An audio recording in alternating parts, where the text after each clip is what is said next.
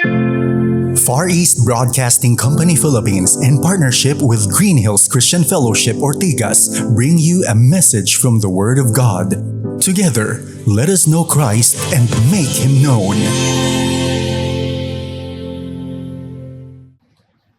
Tayo po ngayon ay babasa ng mga sulatan.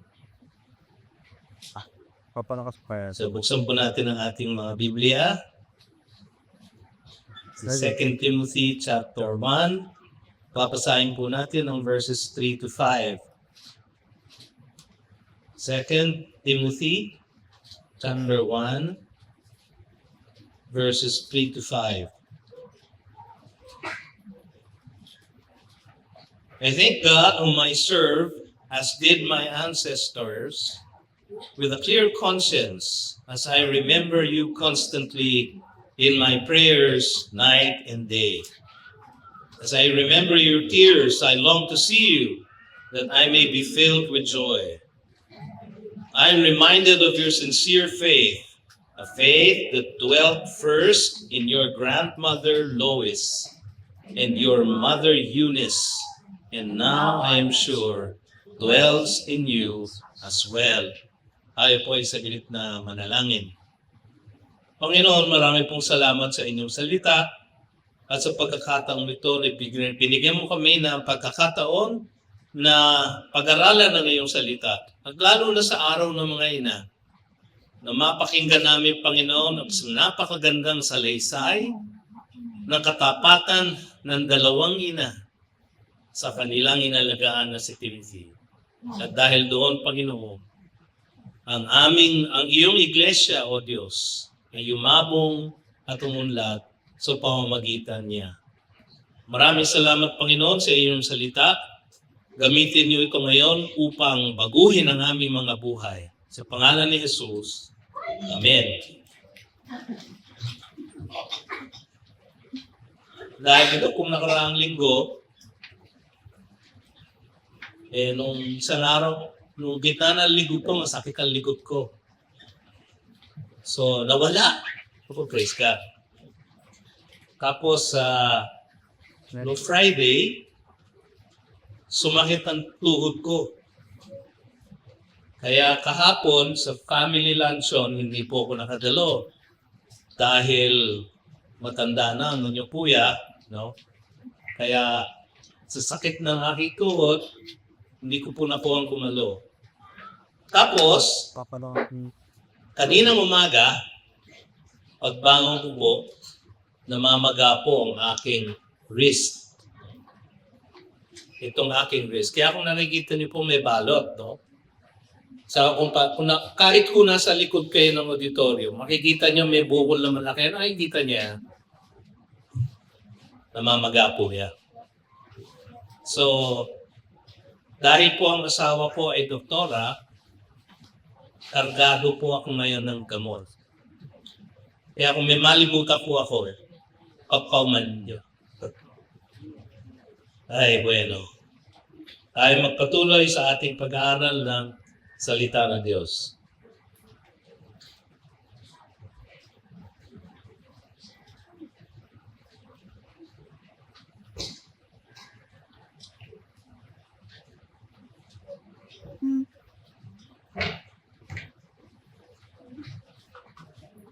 Merong high-tech po na pulpit o ating church. Muna sa lahat, Happy Mother's Day po sa lahat ng mga ina. Sino po ang mga mothers dito? Yan, napakaganda ng mga mothers natin. At higit na maganda ang inyong mga kalooban dahil sa ating Panginoong Jesus. So Happy Mother's Day po sa inyong lahat. Ang pag-aaralan natin po ngayon ay itong mga talatang ating binasa sa 2 Timothy chapter 1 verses 3 to 5. Isang pamana ng tunay na pananampalataya. Isang pamana ng tunay na pananampalataya. Marami sa atin, hinintay natin ang ating mana. Kung meron man tayong mamanahin sa ating mga magulang, no? Napakalaking pagpapala po yan. Madalas, hinintay din po natin sapagkat nakakatulong po sa ating buhay. Ngunit ang higit na pamana ay yung pamana ng pananampalataya. At yan po ang ating matutunghayan ngayong natin ito. Ito pong 2 Timothy ay huling sulat ni Pablo. Bago siya namatay. So dahil ito ay huling sulat niya, sa lahat ng mga huling salita ng kahit na sino kao, dapat natin pakinggan. Kasi ginugol niya ang oras para isulat ito mga ito o isabihin ito sa kanyang amanuensis, sa kanyang sekretaryo upang maisulat sa sulat na ito kay Timoteo. Itong huling sulat na nagmula kay Apostol Pablo bago siya namatay. Alam natin ito dahil sa chapter 4 ay nagpapaalam na siya at nagtatagubilin at nagbibigay ng huling bakit sa lahat ng kanyang mga kasama sa pananampalataya. So alam natin na siya ay nasa piitan. Ang tawag po doon ay yung Mamertine Prison sa Rome. Hindi ko pa po nakikita yon. Meron sana kami pagkakataon na punta doon ngayon taon na to, pero hindi po natuloy ang aming biyahe dahil sa gera. No? Pero yung Mamertine Prison po ay isang parang mas malaki lang sa manhole na butas na kung saan merong malalim na cistern.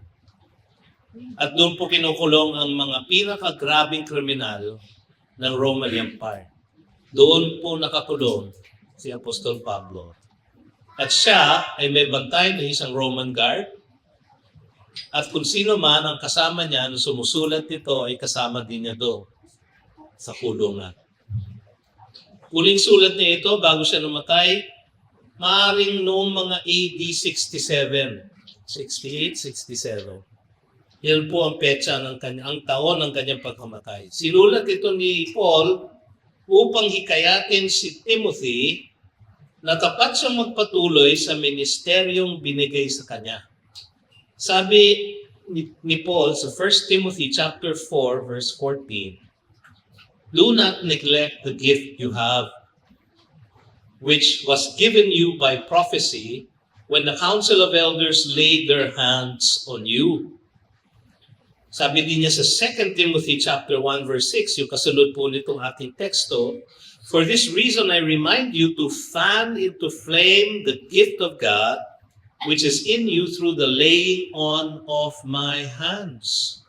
So siya po ay inordina ng mga elders ng kanilang church. Siya po ay inordinahan maging ministeryo. Inikayat din ni Paul si Timothy na manatiling matibay laban sa mga huwad na tagapagturo, false teachers. Sabi na sa 1 Timothy chapter 1 verses 3 to 4 ay ganito, "As I urged you when I was going to Macedonia, remain at Ephesus, so that you may charge certain persons not to teach any different doctrine, nor to devote themselves to myths and endless genealogies, which promote speculations rather than the stewardship from God that is by faith." So mabigat po ang assignment ni Timothy. Sa 1 Timothy chapter 6 verses 3 to 5, ang sabi ni Pablo ganito, "Teach and urge these things. If anyone teaches a different doctrine and does not agree with the sound words of our Lord Jesus Christ and the teaching that accords with godliness, he is puffed up with conceit and understands nothing. He has an unhealthy craving for controversy and for quarrels about words which produce envy, dissension, slander, evil suspicions, and constant friction among people who are depraved in mind and deprived of the truth, imagining that godliness is a means of gain." So yan po mga tagubilin ni Pablo kay Timothy. At meron pa siyang pangatlo na encouragement. Sabi niya, magpatuloy sa kanyang paghayag ng Ebanghelyo. Sa 2 Timothy chapter 4 verses 1 and 2, ganito po ang sinulat ni Paul. Chapter 4 na po ito po ang huling chapter na sinulat niya ever. "I charge you in the presence of God and of Christ Jesus, who is to judge the living and the dead, and by His appearing in His kingdom, preach the word," sabi niya. Be ready in season and out of season. Reprove, rebuke, and exhort with complete patience and teaching. Sabi niya sa verse 5, Oh, son. but as for you, always be sober-minded. Endure suffering. Do the work of an evangelist. Fulfill your ministry. So sa dalawang sulat na ito, 1 and 2 Timothy, ay pinagpili ni Pablo ang ministeryo ang kanyang iiwanan kay Timothy. So ito ang huli niyang mga salita dapat natin pakinggan. Nakakatawa po dahil sa dami-dami na pwede niyang sabihin sa kanyang huling sulat. Meron ako ipapaliwanag. Pag bubuksan po ninyo ang Bible niyo, ang order po ng letters ay 1 Timothy, tapos 2 Timothy, siyempre, kasi kasunod ng 1 Timothy, 2 Timothy, tapos Titus. So parang Titus yung huli niyang sulat. Hindi po. Ang order po niya talaga, 1 Timothy, Titus, tapos nakulong sa muli, 2 Timothy. So ito po ang huling sulat ni Pablo. At sa gitna ng marami niya pwedeng ipagbilit kay Timothy para sa ikalalago ng iglesia, kung first century, ay inalala niya ang dalawang ina. Malaki ang naging papel ng mga banal na babae sa pamilya ni Timothy sa kanyang pagiging tunay na mananampalataya at tapat na lingkod. Si Timothy po ay isang ordinaryong kabataan. Hindi po sa katalinuhan, hindi po sa kalakihan, hindi po sa katapangan. In fact, ang kanyang kahinaan ay ang kanyang kahinaan ng loob. Kaya sinulat ito ni Pablo para lakasan ang kanyang loob. In fact, sabi niya sa verse 7, for God gave us a spirit not of fear, but of power and love and self-control. So dahil sinabi niyo, alam natin na yun ang mga issue ni Timothy. Kung sabi niya, kailangan lakasan mo ang loob mo, hindi tayo binigyan ng espiritu ng katatakutan. What? A spirit of power and of love and of self-control. So ang una pong ginawa ni Pablo ay nagpasalamat si Paul sa Diyos para sa buhay ni Timothy. Yun po yung first 2 verses natin kanina. At saglit po natin titignan ito. I thank God whom I serve, sabi niya, as did my ancestors with a clear conscience, as I remember you constantly in my prayers night and day. As I remember your tears, I long to see you that I may be filled with joy.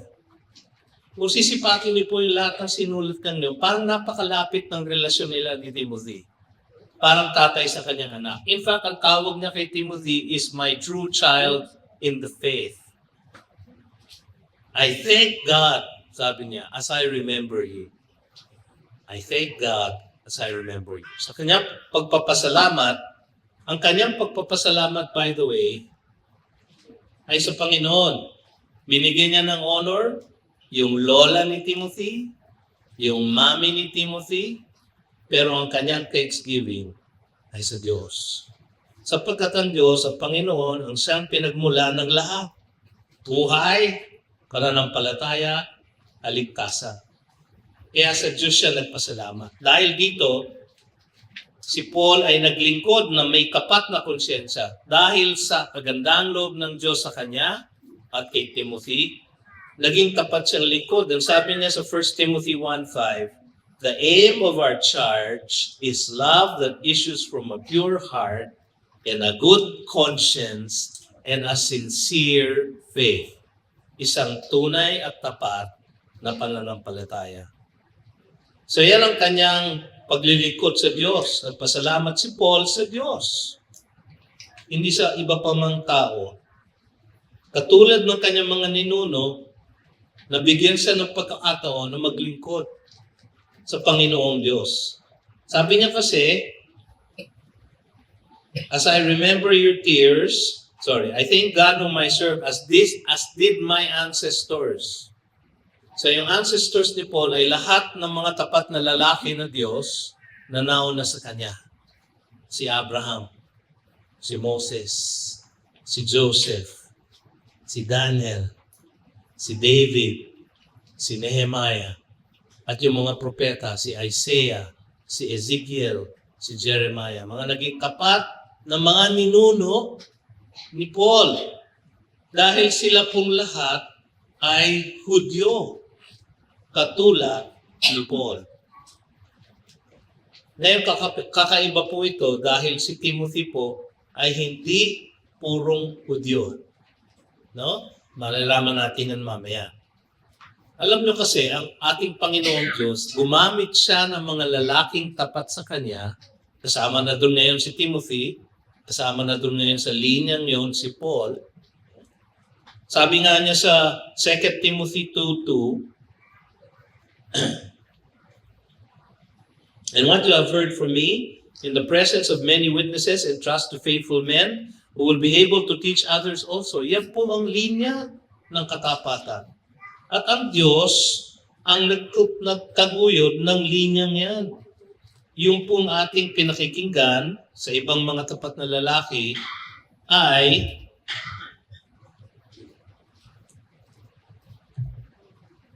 salamat, Lord Boy. Yan. Okay, no? Naririnig niyo. Kulang na lang, Joey, kitara. Ayan. Para akong nasa folk house eh. Yala po, arthritic na po itong aking kaliwang kamay. Hindi na po ako nakakatutlo. So dahil dito, nakasama na po si Timothy dito sa mahamang linya ng mga ancestors ni Paul.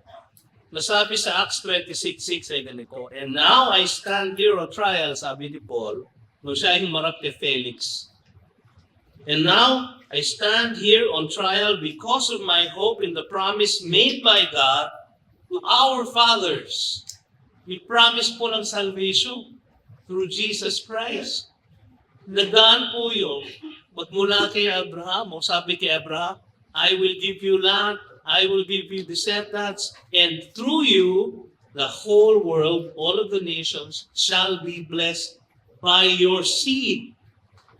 Yung seed po na yun, sabi sa Galatians chapter 3, na si Jesus Christ. Si Jesus Christ po ay Hudyo. Nanggaling po siya dun sa linya ng mga tapat na lalaki ng Diyos, na hinirang ng Diyos upang maglingkod ayon sa kanyang plano ng pagligtas ng buong mundo. May plano, Panginoon, plano ng kaligtasan. At yung plano po na yan, ay pinadaan niya sa mga tapat na lalaki. Ngayon, kalinya na po ngayon dyan, si Timothy. At kalinya na rin dyan, ang bawat lalaki na itatayo ng Diyos upang maging tapat na tagapagturo at tagapamahayag ng kanyang ebanghelyo. So nakakakilabog po na kung tatawagin kami ng Diyos at hirangin kami ng kapatiran na maging mga pastor at tagapagturo, napakabigat po ng responsibilidad sapagkat ang sinusundan po namin ay mga tapat na lalaki ng Diyos. Pero alam nyo, wala namang tapat na lalaki kung walang tapat na ina. At doon siya papunta ngayon. Si Timothy, kung yung background sa kanya, ay katutubong Listra. No? Sa Acts 14, si Pablo po, si Saul, Paul na ngayon ang tawag sa kanya after Acts 13. Si Paul at si Barnabas ay nagtungo sa bayan ng Listra. Ang Listra po ay nasa region ng Galatia. Kung naalala niyo yung ating lesson sa Galatians, nasa region siya ng Galatia. No? Ang Listra, modern Turkey po ngayon. Siya ay katutubong Listra na may Griegong ama at Hudyo na ina. Sabi sa Acts 16, chapter 16, verse 1. Acts 16, so Acts 13, 14, 15, first missionary journey. Yung unang ikot ni Paul and Barnabas. No? Pagdating ng Acts 15, nagkaan sila ng Jerusalem, bumalik na sila sa Antioch. No? Pagdating ng Acts 16, second missionary journey. ang una nilang pinalikan ay ang bayan ng Lystra. Sabi sa Acts 16:1, Paul came also to Derbe and to Lystra. Magkakaming bayan lang po yan. A disciple was there named Timothy, the son of a Jewish woman who was a believer, but his father was a Greek. Yung kumpat, itanda sa atin na yung tatay niya ay hindi believer. Kasi yung woman was a believer, but sabi niya, his father was a Greek. Pag ginagamit po yung construction na yun sa New Testament language, at ibig po sabihin, hindi po believer yung Greek na yun.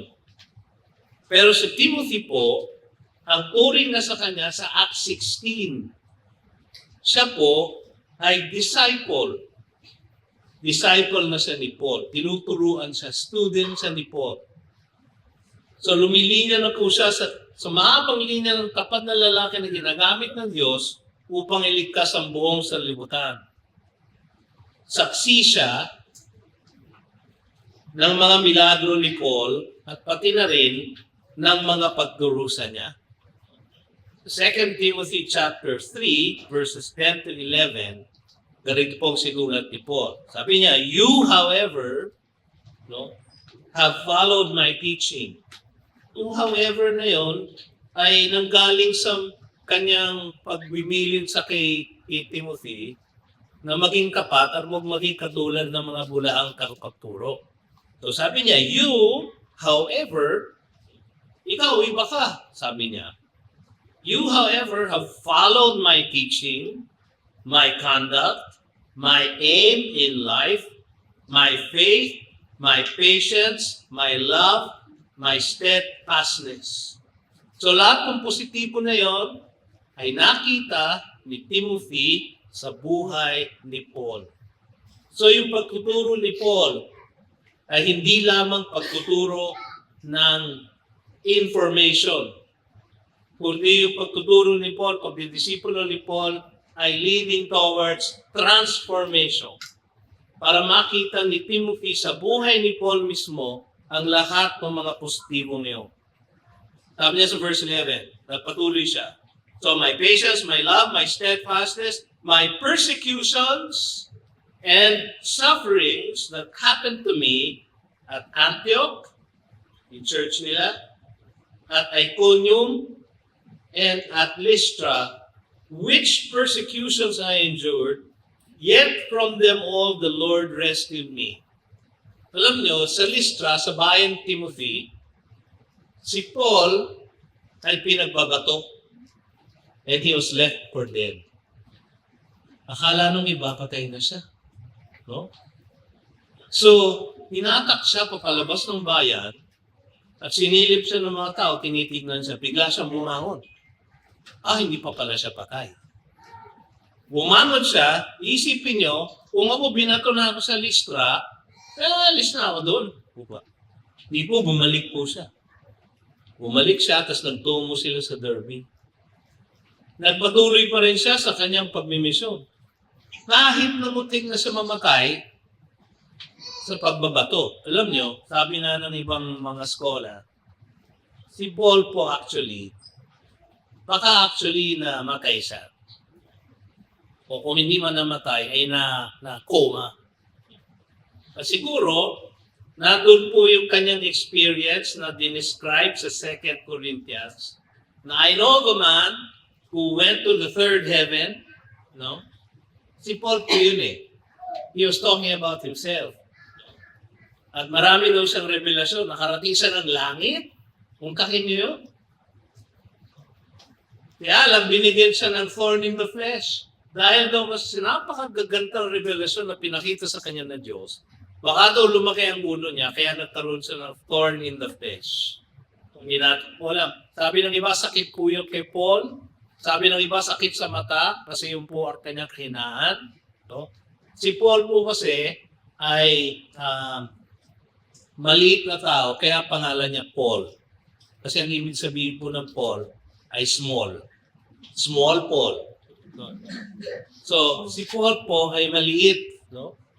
So siguro 5'5 lang siya or something like that. 5'2. Basta maliit siyang tao. Merong picture ni Paul sa isang engraving. Hindi natin alam kung tunay na litrato nito o pinating sa kanya. Na medyo kalbuhin na siya ng konti. O mo kayo masasaktan. Okay lang naman po yung medyo nababawasan tayo dito. No? So si Paul po gano'n ang itsura. No? Medyo balbasarado. No? Kung may buhok siya rito, nawawala na dito, pero nandito naman yung buhok niya. So ganyan po itsura ni Paul, hindi po siya katangkaran na tao, hindi siya kagwapuhan na tao. Sinabi naman niya sa 1 Corinthians chapter 2, nang una siya dumating sa Corinth, hindi siya impressive. Si Paul po ay ganoon. Naging marami ang persecution niya, naging marami ang suffering niya, na-witness po lahat ni Timothy ito sa lista. Mari si Timothy ay isa sa mga umata kay Paul dahil akala nila patay na. Pero hindi. Siya ay tumayo. Si Timothy po, kapat siya ang kamanggagawa at katulong ni Paul. Tingnan niyo po ang katapatan ni Timothy. Sa 1 Corinthians 4:17, pinadala ni Paul si Timothy sa Corinth po. Sabi niya, that is why I sent you, Timothy, my beloved and faithful child in the Lord. Dito natin nakikita yung kanilang malapit na relasyon. My beloved and faithful child in the Lord, to remind you of my ways in Christ as I teach them everywhere in every church. Beloved and faithful. Ang tawag ni Paul kay Timothy. So 1 Corinthians 16:10, ang sulat ka doon, when Timothy comes, see that you put him at ease among you, for he's doing the work of the Lord as I am. So i-welcome si Timothy kasi kapag siya, bilapit siya sa akin, ang ginagawa niya ang trabaho ng Panginoon. Sa Philippians 2 verses 19 to 22, ang wika na dito, I hope in the Lord Jesus who sent Timothy to you soon, so that I too may be cheered by news of you. For I have no one like him. Galing ano?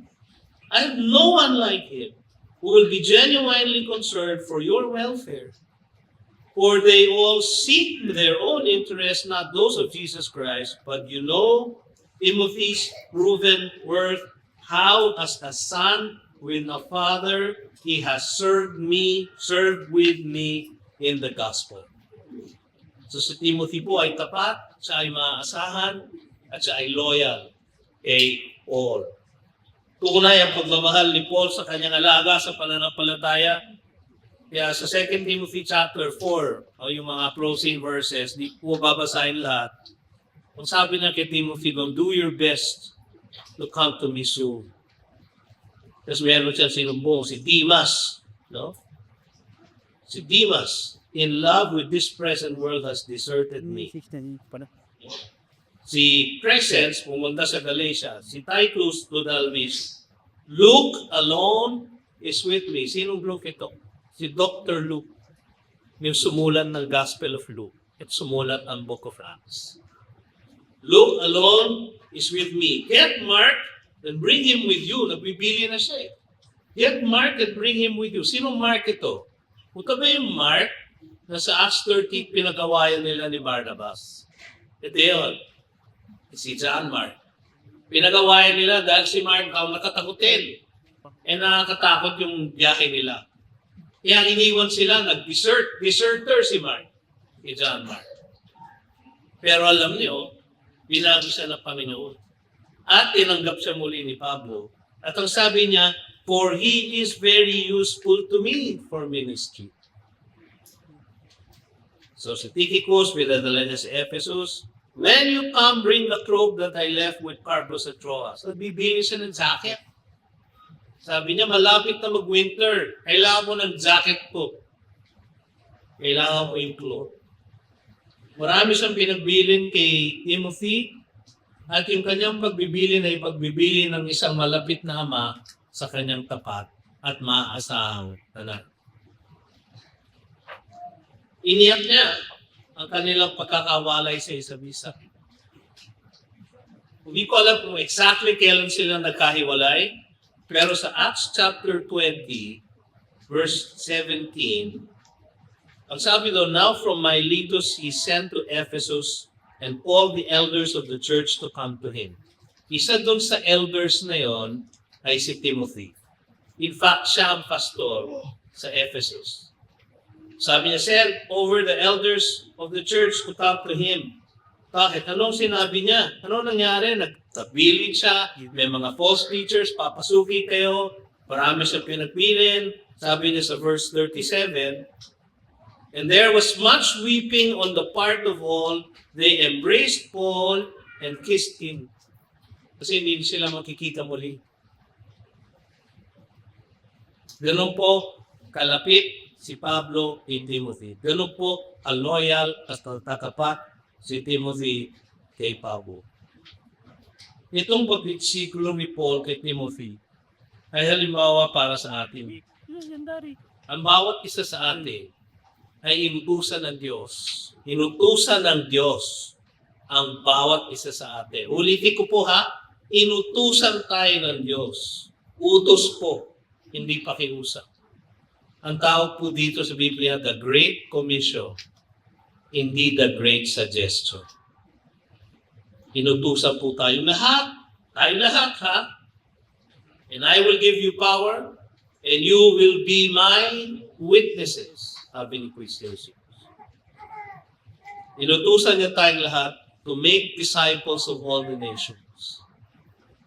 Kaya yung halimbawa ni Paul dito kay Timothy ay isang dakilang halimbawa na dapat nating sundin, dapat nating pinagpapasalamat at ininadalahin ang lahat ng binigay sa atin ng Diyos na halaga. Alam niyo, dito sa church natin, dito sa kagalakan namin ni Pastor Larry, ang i-mentor ang ibang kabakahan natin. So, mga ilang taon na rin nakalilipas nung sila Pastor Mates, sila Dags, youth pa lang. No? Youth life pa lang sila. No? Naalala din ni Barbie. Dahil kabatch mo sila. So, youth leaders sila ng youth life. Noong panahon na yon, ay binigyan ako ng pribilehyo ng youth pastor noon, si Pastor Eugene Asaya de la Musa.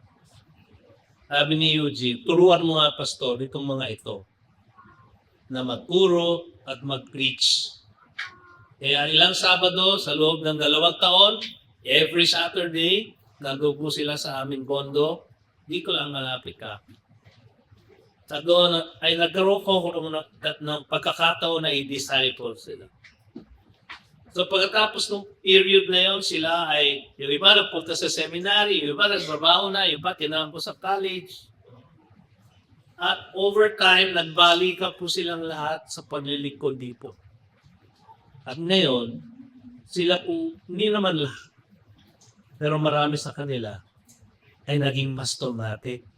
Si Pastor Mings, si Pastor Lags. At before them, mas nakakatid lang ang pogi sa kanila, si Pastor Api, si Pastor Mike Kingway, si Pastor Mark Del Rosario. Isa-isa po silang tinawag ng Diyos at hiniram ng ating church upang maging pastor. Nagkaroon po kami ng pribilehiyo ni Pastor Larry. Naturuan kahit saglit ni kong mga lalaki nito. At sila ngayon, ang kumata yung pastor. Sila ang kapalit sa amin. Hindi po ako forever. Hindi po natin alam, baka kaya nagbe-breakdown na mga spare parts ko. Baka kailangan ko nang umuwi. No? Hindi natin alam yun. Siyempre, welcome natin yun, pero sana naman huwag muna. Gusto po sana makagraduate ng college ang aking daughter na si Jana. Hindi lang college, pati College of Medicine, dahil gusto yata mag-doktora. So yung kong pinagpe-play ko. Sabi ko sa Panginoon, the moment na nakuha na niya yung graduation niya sa med school, o pumasa sa board, siguro pumasa sa boards. The moment na pumasa siya sa boards, nakita ko na sa dyaryo ang kanyang pangalan, na doktora na siya. Sabi ko sa Panginoon, kunin mo na ako. Okay na ako. Pero mga kapatid, di natin alam kung kailan tayo dito sa mundong ito. Nagiging tapat mo tayo sa pagdidisipulo ng iba. Lalo na kayong mga ina. Kayo ang pinakamagandang sitwasyon o posisyon sa inyong pamilya para idisipulo ang inyong mga anak. Doon po tayo pupunta ngayon. Kasi naalala ni Paul ang mga ina na nag-aruga kay Timothy. Sabi niya sa verse 5, I am reminded. Kasi, re-remember siya. No? As I remember you constantly in my prayers, verse 1, verse 3. As I remember your tears. So he was remembering. Sa isa sa mga na-remember niya is, I am reminded of your sincere faith. A faith that dwelt first within your grandmother Lois and your mother Eunice, and now I am sure dwells in you as well. A sincere faith. Yung po sincere na yun, ang isang tunay at tapat na pananampalataya. Ito ay malinaw na pahayag na tunay ang pananampalataya ni Timothy. Kaya naman, pag nag-disciple ka ng isang kapwa mo, hindi mo rin masabi kung tunay yung kanilang faith. Diba? Nalaman mo lang kung tunay yun if after so many years, sila ay naging tapat o nanatiling tapat sa paglilingkod sa Panginoon. Pero malinaw na pahayag dito na tunay ang pananampalataya ni Timothy sa Panginoong Jesus. Nakita ito ni Pablo sa kanyang puso at pagsunod. Nakita ito ni Pablo. Yung sabihin nakita ni Pablo yung faith ni Timothy. Alam niyo, apostol siya eh. No? Meron silang powers no na wala na tayo na yun eh. Posible na meron siyang discernment ng tunay na estado ng puso ni Timothy. Kumain, nakita mismo ni Pablo, ay totoo ito. Disciple ko na ito. At kaya naman ibinuhos niya ang kanyang buhay sa pagtuturo kay Timothy. Napakaganda po pagka nakikita natin yung prutas ng ating pagdidisipulo sa buhay ng iba. Iba sa atin ay minibigyan ng Panginoon ng pagkakataon na magturo ng iba, magdisipulo ng iba. Huwag na kayong maghanap sa malayo, mga ina, sa pagkatarunang ibinigay sa inyo ay ang inyong mga anak. Tunay ang pananampalataya ni Timothy dahil siya ay palagi sumusunod. Sabi sa 1 John chapter 2 verse 3, and by this we know that we have come to know Him if we keep His commandments. So ang sumusunod sa Panginoon ay nagmamahal sa Panginoon, ay may tunay na pananampalataya. So 1 Timothy 1:5, the aim of our charge is love that issues from a pure heart and a good conscience and a sincere faith. Meron pong sincere faith si Timothy. Isang pananampalataya na totoo, na tunay at tapat. Sumusunod, nagtatagal, nagtatapat. Kasi mula pa lang ng kanyang buhay, pinagpala na sa Timothy na magkaroon ng mananampalatayang lola at ina. At na nagturo sa kanya ng lumang tipan na siyang nag-akay sa kanya sa kaligtasan. Ganito po ang kwento nangyari kay Timothy. So, luego ang kanyang ama, maaari na matay na maaga. So, nabiyuga si Eunice. Si Lois, tsaka si Eunice, nag-Listra. Alam na natin sa Acts 14 na nagpunta si Paul at si Barnabas sa Listra at sila ay kumuha ng milagro doon. No? Meron sila pinalakad na isang lame na lalaki. At sila ay nag-preach ng gospel. At maraming naniwala at nanampalataya sa Listra. Maaring isa na doon, si Lois, at ang kanyang daughter na si Eunice. Maaring sila ay nanampalataya sa pamamagitan ng preaching ni Paul. Very possible po yan. Sa kanilang pagtatapat, sa kanilang pagiging kakasunod kay Kristo Jesus, tinuruan nila ang kanilang anak, ang anak ni Eunice na si Timothy. Tinuruan nila systematically ng Old Testament. Sabi sa 2 Timothy chapter 3 verses 14 to 15, ay ganito. But as for you, sabi ni Paul kay Timothy, continue in what you have learned and have firmly believed, knowing from whom you learned it. Knowing from whom you learned it. Yung salitang whom, sa English po, parang singular. So parang ang sinasabi ni Paul, sa akin mo na kuya. So sino sinabi niya doon sa previous verses? Knowing from whom. Pero yung original na salita po ay hindi singular. Plural. Knowing from whom. Hindi lang si Pablo ang pinanggalingan ng kanyang pananampalataya.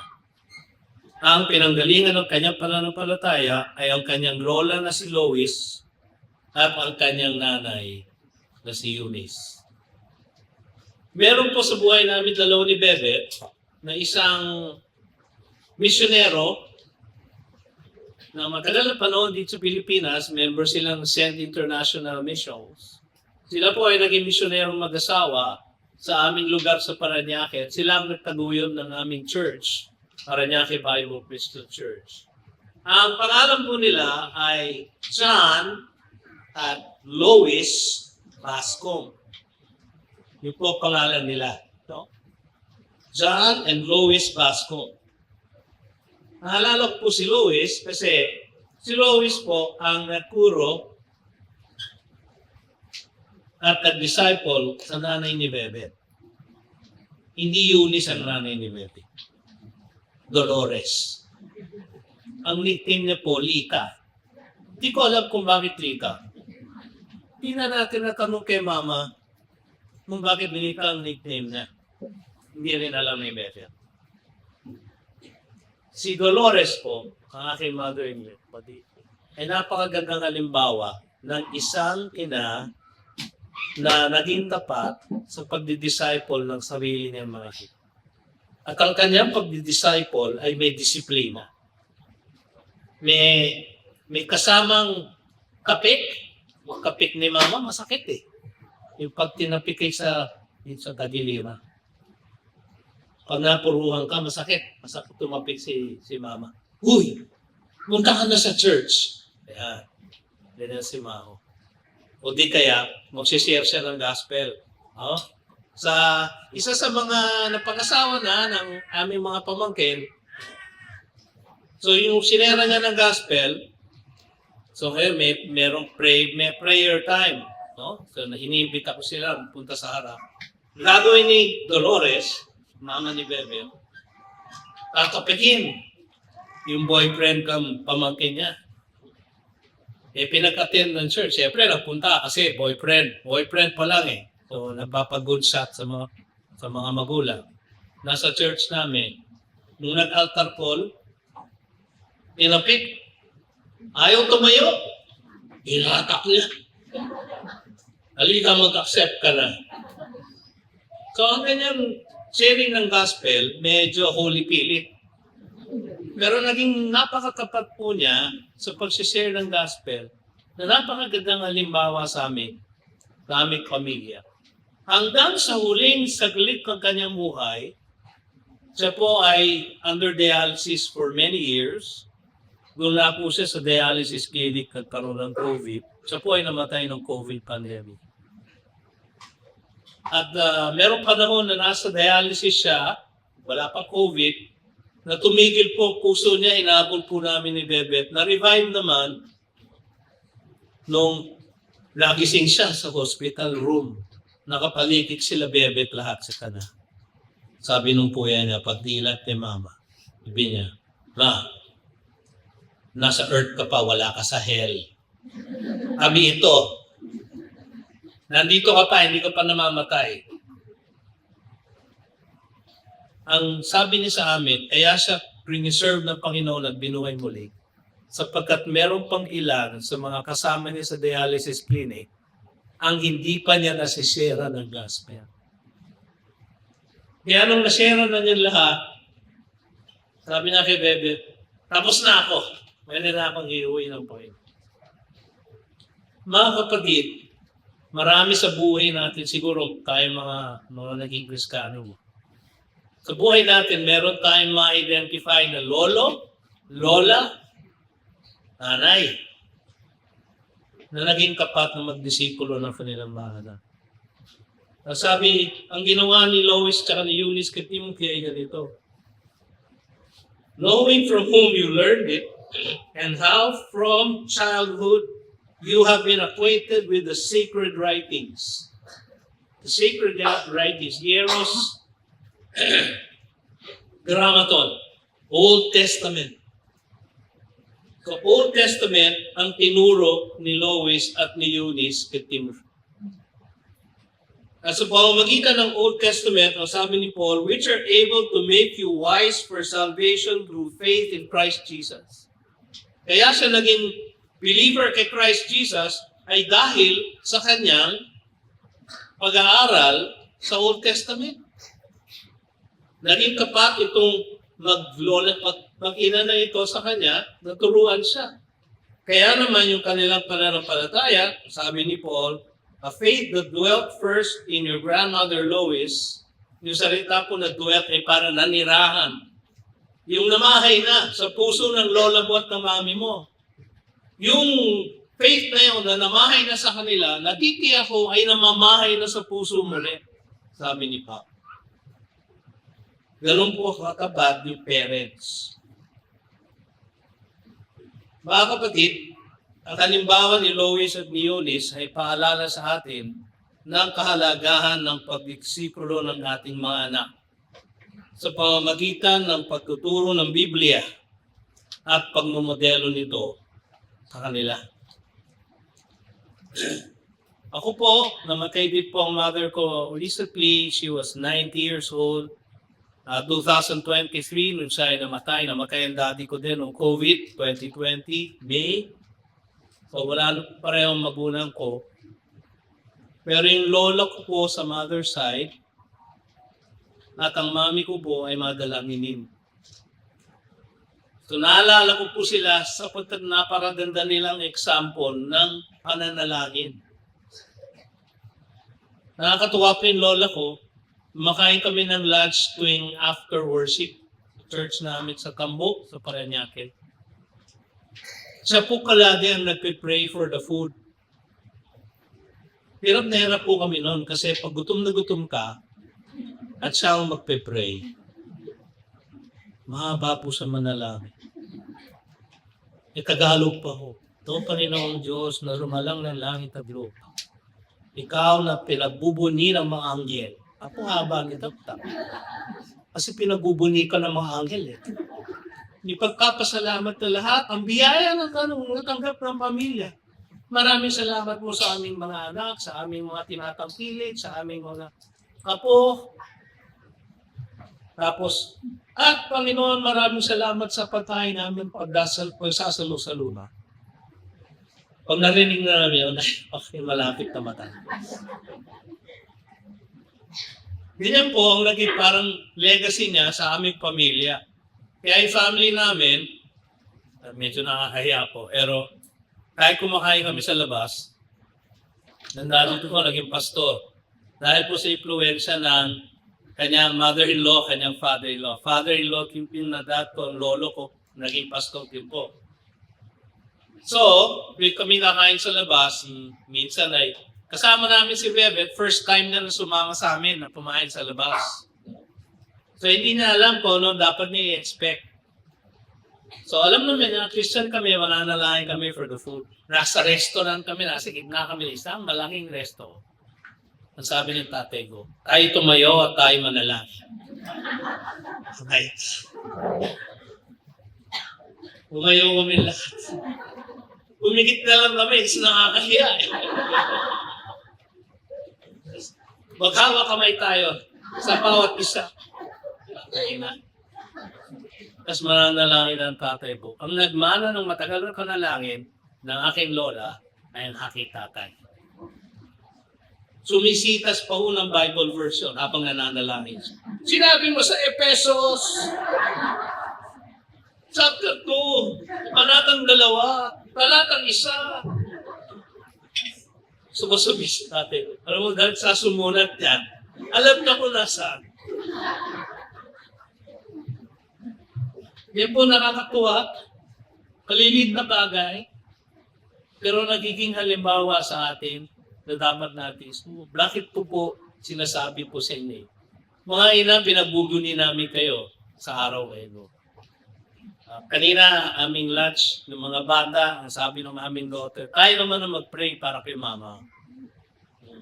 Mangyak-ngyak po kami ni Bebe sa prayer ng aming mga anak. Pagpapasalamat nila sa tapatan ni Bebe bilang isang ina, etc. etc.